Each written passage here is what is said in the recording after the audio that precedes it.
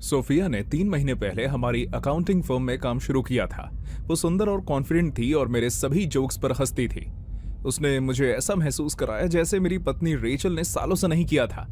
ये affair coffee break से शुरू हुआ जो बहुत लंबी चलती थी, फिर लंच जहां हम काम के अलावा हर चीज के बारे में बात करते थे। सोफिया का हाथ चीनी की तरफ बढ़ते हुए मेरे हाथ से छू जाता और मुझे फिर से जिंदा महसूस होने लगा। फिर एक रात सबके जाने के बाद उसने कॉन्फ्रेंस रूम में मुझे किस किया और मैंने भी उसे किस किया। हम लंच के दौरान खाली ऑफिस में क्विक मेकआउट सेशन के लिए मिलने लगे जो खतरनाक और रोमांचक लगते थे। मैंने खुद से कहा कि अगर हम साथ सो नहीं रहे तो ये एक्चुअल में चीटिंग नहीं है, लेकिन जल्द ही काम पर अफवाहें फैलने लगी। मैं घबरा गया और सोफिया से कहा कि हमें और सावधान रहने की जरूरत है। या हमें चुपके से घूमना बंद कर देना चाहिए। उसने अपनी उंगली मेरे कॉलर पर फिराई। इस वीकेंड मेरे घर आओ डिलन, हमें सच में प्राइवेसी मिलेगी। चीजों को पूरी तरह से करना, मैं तुम्हें अपना हर हिस्सा दिखाना चाहती हूँ, यहां तक कि बदसूरत वाले भी। मेरा दिल जोर से धड़क रहा था। मुझे रेचल से देर तक काम करने के बारे में झूठ बोलना होगा, तो उससे झूठ बोलो। मैं उस वक्त को झूठ बोलने लायक अच्छा बना दूंगी, तुम भूल जाओगे कि वो है भी। शनिवार रात मैंने रेचल से कहा कि क्लाइंट प्रेजेंटेशन आगे बढ़ गया है और मुझे ऑफिस में पूरी रात रुकना पड़ेगा। उसने मुश्किल से अपनी किताब से नजर उठाई और बस मुझे समय पर खाना खाने के लिए कह दिया। मैं 8 बजे सोफिया के घर वाइन की बोतल लेकर पहुंचा, अच्छे कपड़े पहने हुए, एक साथ नर्वस, गिल्टी और एक्साइटेड। वो एक ब्लैक ड्रेस में आई जिसने मुझे मेरी सारी रिजर्वेशन भुला दी और मुझे अंदर खींच लिया। सड़ते हुए कचरे की बदबू ने मुझे तुरंत घेर लिया। लिविंग रूम में बहुत बुरा हाल था। कोनों में कचरा जमा था, सोफे पर पिज्जा के डिब्बे रखे थे और फर्श पर अखबार बिखरे हुए थे। किचन की हालत और भी खराब थी। सिंक में बर्तन फफूद लग रहे थे और कचरे के बैग ओवरफ्लो हो रहे थे। सोफिया ने गंदगी के लिए माफी मांगी। उसने बिना किसी परेशानी के वाइन पी ली और कहा कि वो सफाई करना चाहती थी। मेरा मन वहां से जाने के लिए चिल्ला रहा था। शायद हमें इसके बजाय बाहर जाना चाहिए। बेवकूफी मत करो डी, मैंने तुम्हारे लिए खास डिनर बनाया है। डाइनिंग रूम की टेबल पर मोमबत्तियां जल रही थी। वो पास्ता लाई और मैंने जबरदस्ती खुद को खाने के लिए मजबूर किया। तुम्हारी पत्नी, क्या उसे पता है हमारे बारे में? तुम क्या कर रहे हो? सोफिया खाना खाते हुए मुस्कुराई। हाँ, तुम्हें लगता है कि अगर उसे पता होता तो मैं यहां होता? बेचारी, घर पर अकेली बैठी है जबकि उसका पति मेरे साथ यहाँ पर है। मर्द सब एक जैसे होते हैं। तुम्हें थ्रिल चाहिए लेकिन असलियत नहीं झेल सकते। उसे शायद शक है। औरतों को हमेशा पता होता है। मुझे पता था कि मेरे पति ने कब धोखा दिया। उसकी आवाज में कुछ ऐसा था जिससे मेरे रोंगटे खड़े हो गए। मैं उठने लगा, ये कहते हुए कि शायद हमें दोबारा सोचना चाहिए, लेकिन उसने मेरा हाथ पकड़ लिया। तुम्हें बुरा लग रहा है। ये प्यारी बात है, लेकिन तुम फिर भी यहाँ पर हो। तुमने पहले ही चॉइस कर ली है डिलन। जो शुरू किया था उसे खत्म कर दो। चलो ऊपर चलते हैं। बेडरूम नीचे से भी बुरा था। हर जगह कपड़े, खाली बोतलें और अजीब सी केमिकल की बदबू थी। लेकिन सोफिया ने मुझे बिस्तर पर धकेल दिया और मेरे ऊपर चढ़ गई। मुझे जोर से किस करने लगी। मेरे हाथ उसकी कमर पर चले गए। मैं रेचल या बदबू के बारे में सब भूल गया। मैं उसमें इतना खो गया था कि मुझे ब्लेड तब तक नहीं दिखा जब तक बहुत देर नहीं हो गई थी। उसने चाकू सीधे मेरे कंधे में घुसा दिया और मैं चीख पड़ा। मेरे शरीर में तेज दर्द हुआ और खून हर जगह फैल गया। मेरे पति ने भी ऐसा ही चेहरा बनाया था जो मैंने उसे धोखा देने के लिए मार डाला था। चाकू घुमाते हुए वो खिलखिलाई। मेरी जोरदार चीखों से पूरा घर गूंज उठा, जबकि उसकी हंसी और तेज हो गई। वो भी ऐसे ही चिल्लाया था। मैंने उसे दूर हटा दिया और अपना कंधा पकड़े हुए दरवाजे की ओर लड़खड़ाते हुए भागा। मेरी उंगलियों के बीच खून बहने लगा। वो भी हंसते हुए मेरे पीछे आई। चाकू से खून टपक रहा था। तुम कहाँ जा रहे हो डिलन? तुम यहाँ मेरे साथ सोने आए हो। चलो तो तुमने जो शुरू किया था उसे खत्म करते हैं। तुम धोखेबाज बनना चाहते थे, अब तुम धोखेबाज की तरह मरोगे। मैं खून की कमी से चक्कर खाते हुए हॉलवे में भागा और मैंने एक दरवाजा देखा। मैंने उसे खोला और लड़खड़ाते हुए सीढ़ियों से नीचे उतर गया। अपने पीछे दरवाजे को जोर से बंद करके भागा मैं ऊपर उसके कदमों की आवाज सुन सकता था। वो दीवार पर चाकू रेंगते हुए एक पुरानी धुन गुनगुना रही थी।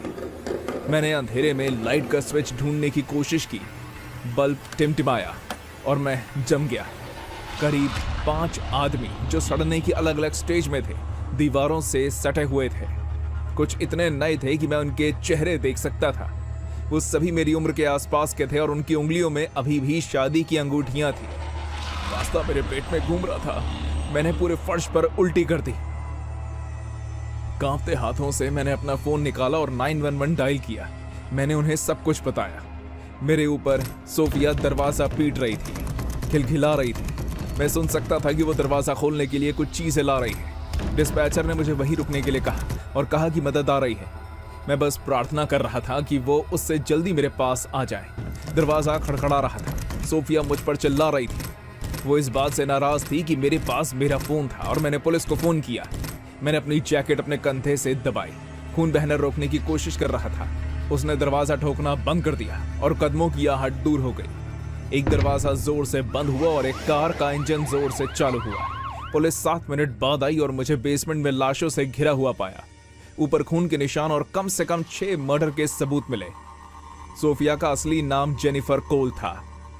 उसका असली पति 5 साल पहले उसका पहला शिकार बना था।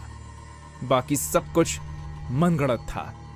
वो शादीशुदा आदमियों का शिकार करती थी जो भटक जाते थे, उन्हें बहकाती थी, फिर उन्हें मार देती थी। मैंने 3 दिन हॉस्पिटल में बिताए। चाकू मेजर आर्टरी से कुछ सेंटीमीटर दूर से गुजरा था। रेचल आई और मेरे बिस्तर के पास घंटों चुपचाप बैठी रही। फिर आखिरकार बोली। उसने कहा कि पुलिस ने उसे सब कुछ बताया कि मैं कहां था और वहां क्यों था।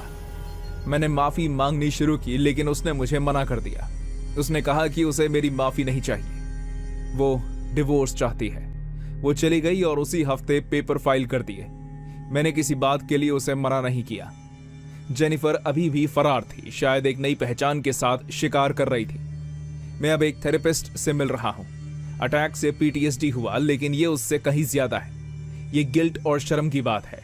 ये जानकर कि मैं किसी ऐसे इंसान को धोखा देने के लिए इतना तैयार था जो मुझसे प्यार करता था कि मैं लगभग मरने ही वाला था, और शायद कहीं ना कहीं मैं इसके लायक भी था।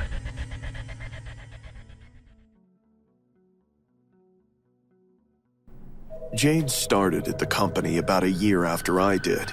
He was in IT and got the cubicle next to mine. At first glance, he seemed like an ordinary, quiet guy who was soft-spoken and mostly kept to himself. But there was something off about him.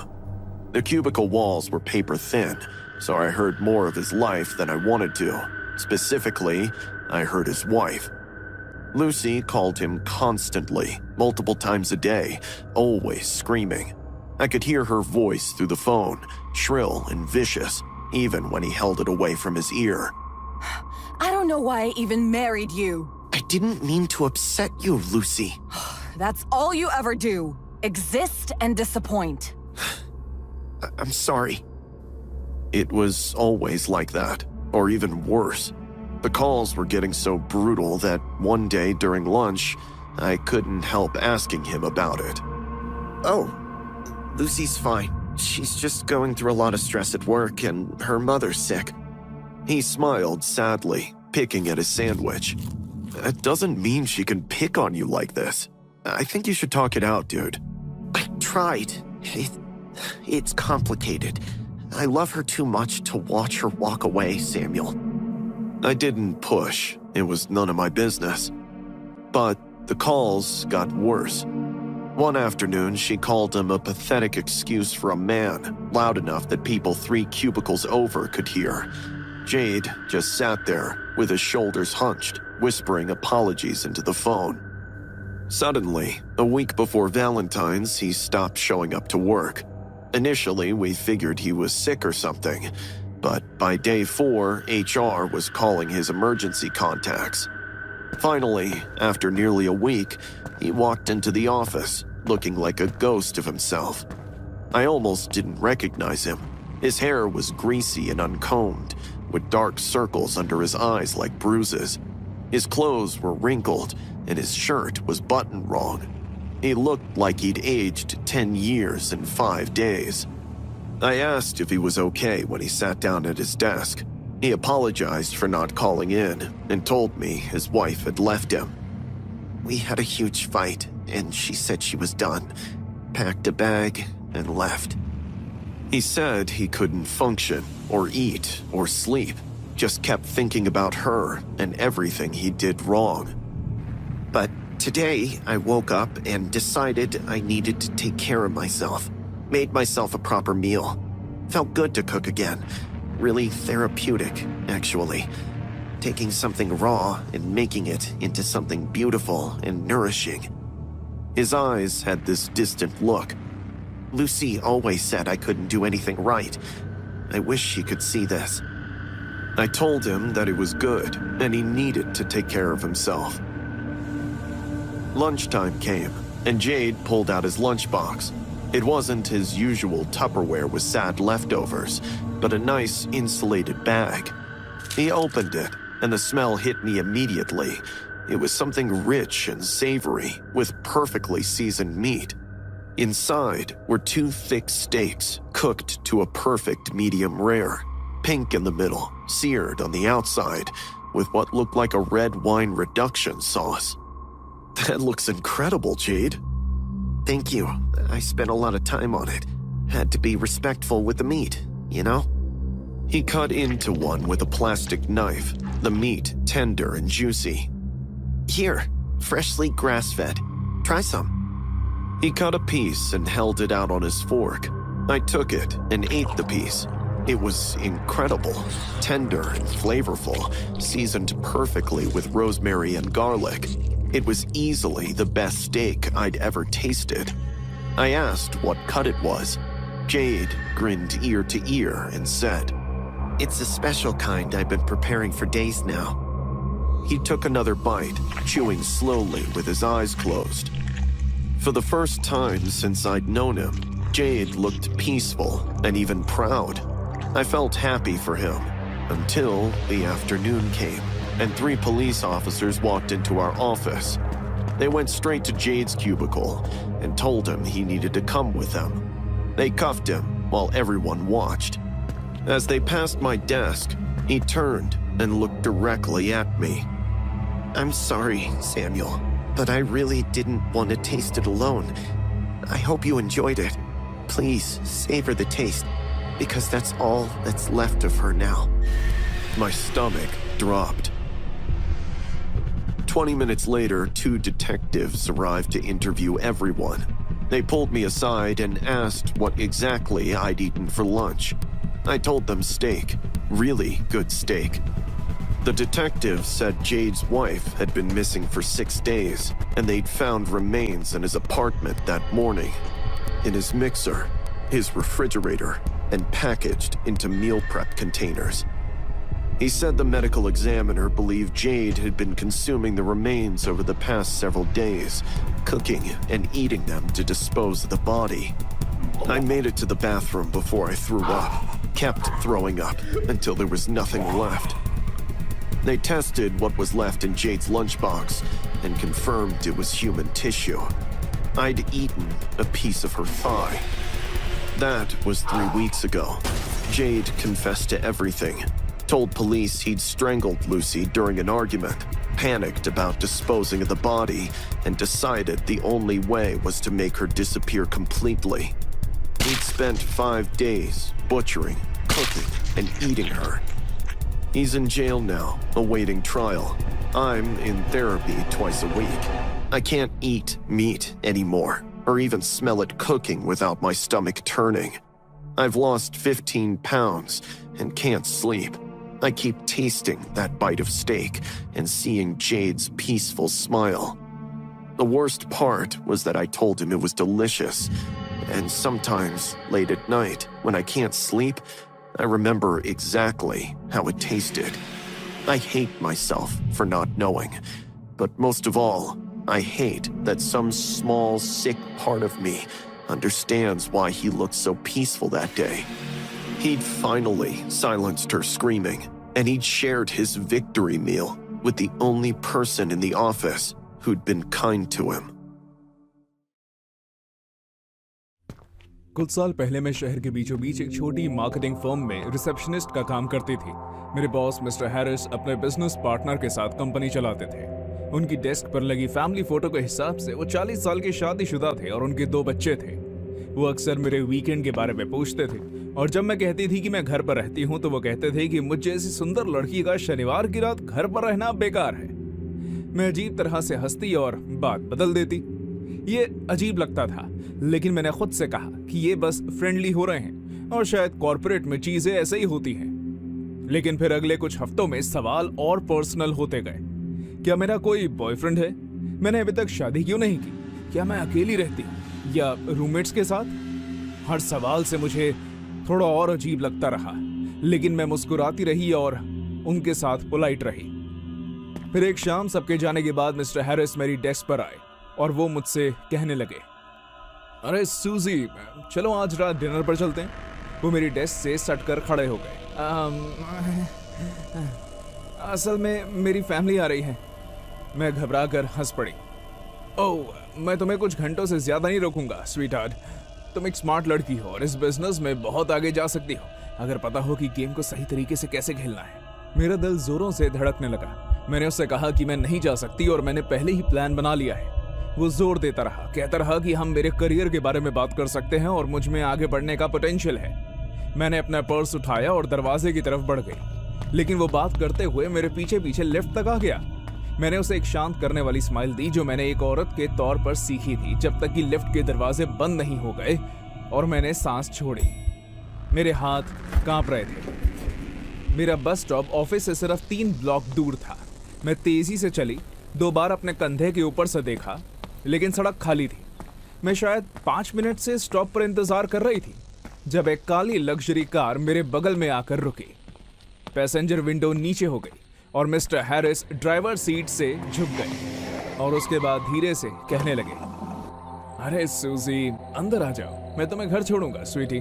उसने अंदर से passenger दरवाजा खोला। Bus stop पर कोई नहीं था और अचानक मुझे डर लगने लगा। मेरे शरीर का हर हिस्सा चीख रहा था।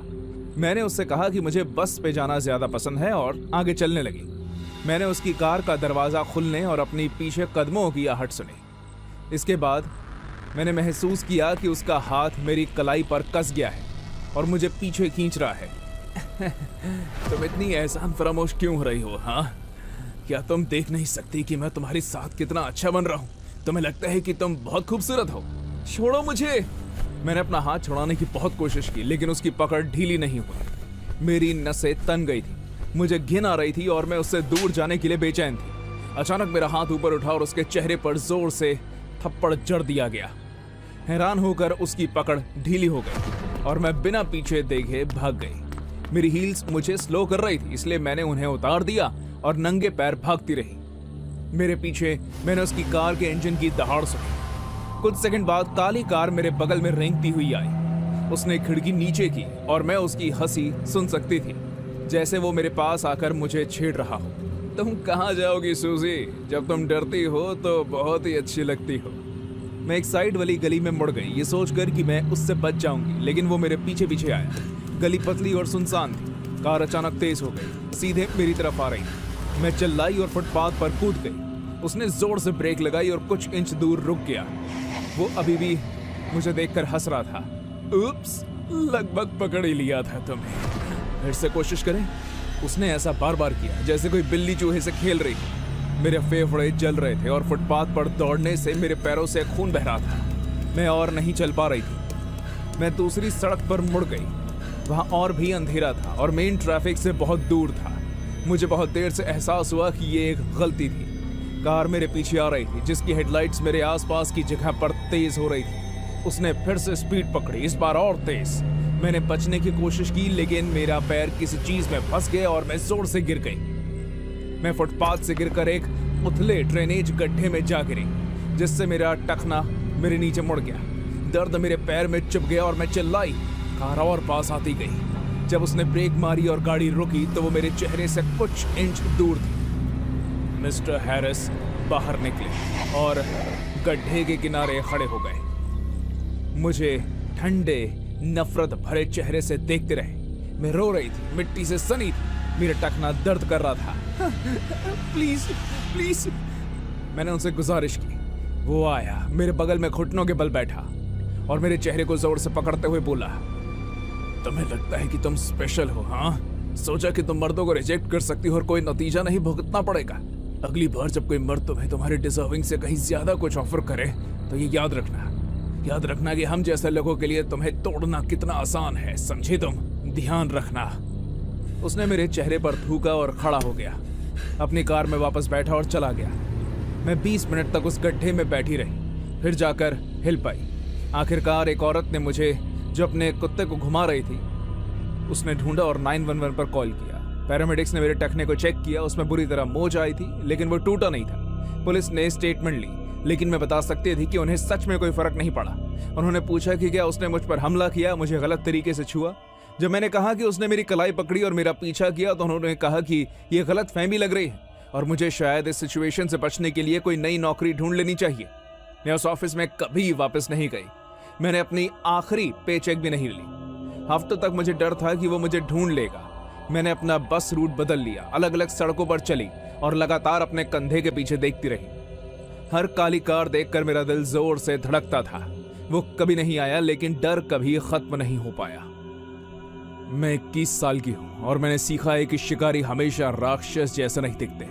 कभी कभी वो अपनी डेस्क पर फैमिली फोटो के साथ सफल बिजनेसमैन जैसे दिखते हैं और वो आपका शिकार करते